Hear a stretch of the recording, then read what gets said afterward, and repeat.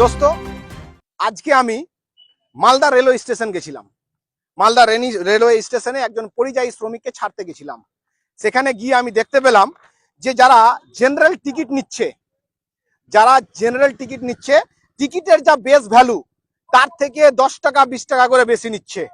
আমি জিনিসটা দেখতে পাই, আমি আমার মোবাইলের ক্যামেরাতে রেকর্ড করি এবং সেই ব্যাপার আমি আওয়াজ উঠাই।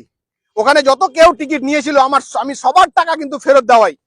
সবার টাকা 30 টাকা 40 টাকা 140 টাকা 200 টাকা পর্যন্ত কিন্তু ওরা চোরেরা চুরি করেছিল, সেই টাকা কিন্তু ফেরত দেওয়ালাম। পরবর্তীতে আরো একজনের কাছে টাকা নিলে কিন্তু টাকা তাকে ঘুরিয়ে দেয় না।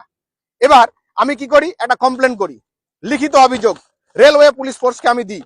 রেলওয়ে পুলিশ ফোর্স এই অভিযোগ নিতে কিন্তু অস্বীকার করছে। উনি বলছেন যে সিআরএস এর কাছে যাও। সিআরএস এর কাছে গেলে সিআরএস বলছে যে বিএস এর কাছে যাও। আমি বিএস এর কাছে গেলাম, বিএস নাই, বিএস এর যে অধিকারী আছে তিনি কিন্তু নেবেন না। উনি আবার বলছে যে এসএস এর কাছে যাও। আমি এসএস এর কাছে গেলে এসএস কিন্তু সেই আবার বলছে স্টেশন ম্যানেজারের কাছে যাও। স্টেশন ম্যানেজারের কাছে গেলে স্টেশন ম্যানেজার নাই, উনি 10টার পরে আসবে। তাহলে কমপ্লেনটা নিবে কে? আমাকে একটা কমপ্লেন দেওয়ার জন্য মালদা রেলওয়ে স্টেশনে এত হয়রানি হতে হচ্ছে। তো ফাইনালি আমি রেলওয়ে স্টেশনে কোনো একজন ভদ্রলোককে আমি ধরে আমি এই কমপ্লেন কিন্তু বুক করি।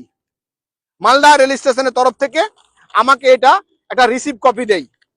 এবার আমি ওখানে সাফ বলেছি যে এই অভিযোগের উপর যদি মালদা রেলওয়ে পুলিশ বা ভারতীয় রেল যদি কোনো পদক্ষেপ না নেয়, এই 4 দিনের মধ্যে যদি আমি কোনো রেজাল্ট দেখতে না পাই, তাহলে আমি এই ব্যাপারটা আমি রাষ্ট্রপতিকে চিঠি করবো। এই বক্তব্য আমি দিয়েছি রাষ্ট্রপতিকে চিঠি করার জন্য।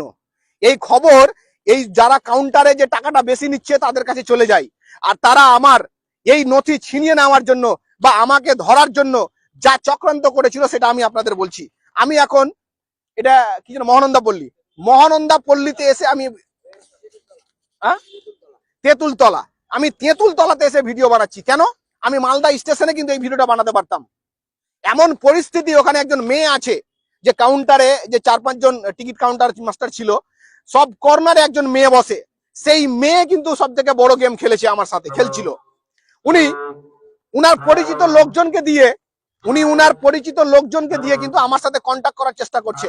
আমাকে কোথাও ডাকছে বা আমার কাছ থেকে ফোন চাইছে যে আমি যে ভিডিওগুলো রেকর্ড করেছি সেইগুলো দেখার জন্য উনি আমাকে হেল্প করবে, বলছে যে আমি তোমাকে কমপ্লেনটা রেজ করতে সাহায্য করব।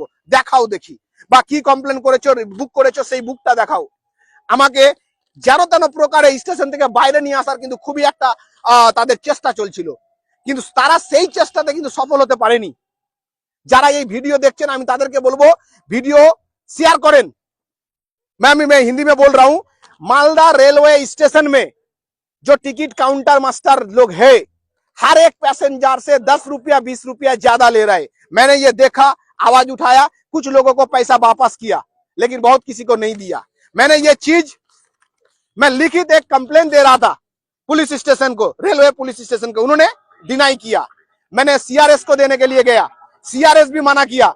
मैंने एसएस को दिया, एसएस भी मना कर रहा है, बीएस भी मना कर रहा है। फाइनली मुझे एक कोई रेलवे का जेंटलमैन होगा जिन्होंने मेरे को एक सबसे महत्वपूर्ण जगह में लेके गया और ये कंप्लेंट बुक करवाया। मैंने ये कंप्लेंट राष्ट्रपति को भेजने वाला हूं कि ये सब लूट क्यों हो रहा है, ये सब चोरी रेलवे स्टेशन के भीतर क्यों हो रहा है, ये बंद होनी चाहिए और इसके ऊपर सच से सच कार्रवाई होनी चाहिए। धन्यवाद।